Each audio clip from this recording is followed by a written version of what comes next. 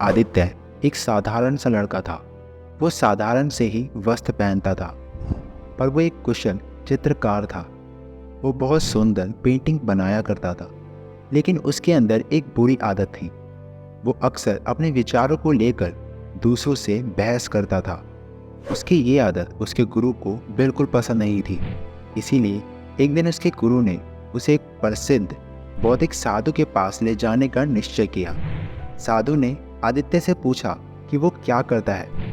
आदित्य ने उत्तर दिया, वो चित्रकारी करता है, ध्यान करता है और शिक्षा के लिए स्कूल जाता है। साधु ने उससे पूछा कि उसे चित्रकारी करते हुए कितना समय हो गया है। आदित्य ने कहा कि उसे लगभग 7 साल हो चुके हैं। साधु ने उससे कहा, ठीक है, क्या तुम मेरे लिए बुद्धा की एक सुंदर सी पेंटिंग बना सकते हो? आदित्य ने कहा, हाँ बिल्कुल। आदित्य उत्साहित हो गया और उसने 2 हफ्तों तक मन लगाकर एक सुंदर सी बुद्धा की पेंटिंग बनाई। पर जब वो साधु के पास उस पेंटिंग को दिखाने के लिए ले गया, तब साधु ने उस पेंटिंग को देखा और उस पेंटिंग को उठाकर अपने बगल में रख लिया और मौन होकर बैठ गई। आदित्य को ये सब बिल्कुल समझ नहीं आया कि अभी क्या हुआ, कि साधु ने उससे बात क्यों नहीं की, साधु ने बताया क्यों नहीं कि उसे पेंटिंग कैसी लगी है। आदित्य ने सोचा, शायद साधु को पेंटिंग पसंद नहीं है, मैंने कुछ गलती कर दी है।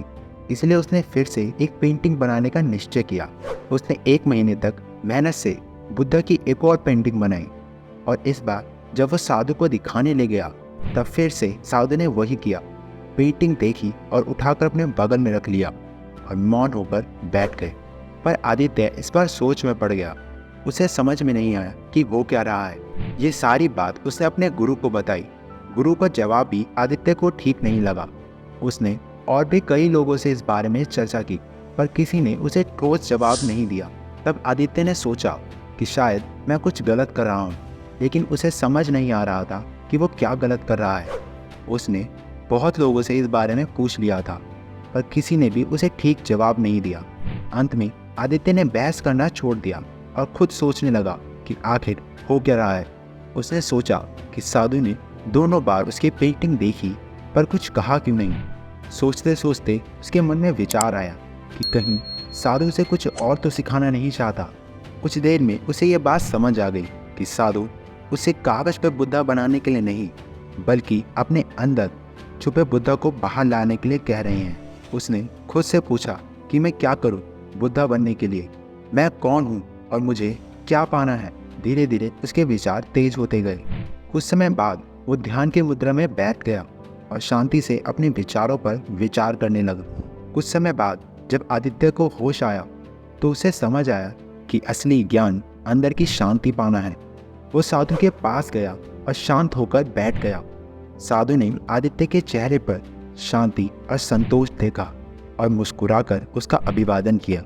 आदित्य ने अब जान लिया था कि असली ज्ञान दूसरों को देखना नहीं, बल्कि अपनी आत्मा के अंदर गहराई से झांक कर शांति पाना है। इस यात्रा में आदित्य ने अपनी आंतरिक शांति और सच्ची सफलता पाने का रास्ता खोज लिया था।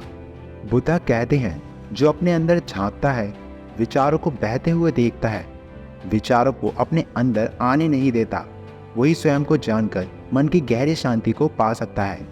ये कहानी हमें सिखाती है कि बाहरी दुनिया हमें सिर्फ समस्याएं दे सकती है। उन समस्याओं का हल हमारे अंदर की शांति है। शांति में लिए गए फैसले आपकी ज़िंदगी में बहुत असर डालते हैं, और जल्दबाजी में लिए गए फैसले अक्सर हमें नुकसान पहुंचाते हैं। इसीलिए अपने विचारों पर ध्यान दो, अपने अंदर की शांति को खोजो। यही शांति आपको सफलता दिलाएगी। ये कहानी अगर अच्छी लगी हो तो मेरी वीडियो को लाइक करें और अपने दोस्तों के साथ शेयर करें। और भी ऐसी कहानी सुनने के लिए मेरे चैनल को सब्सक्राइब करें।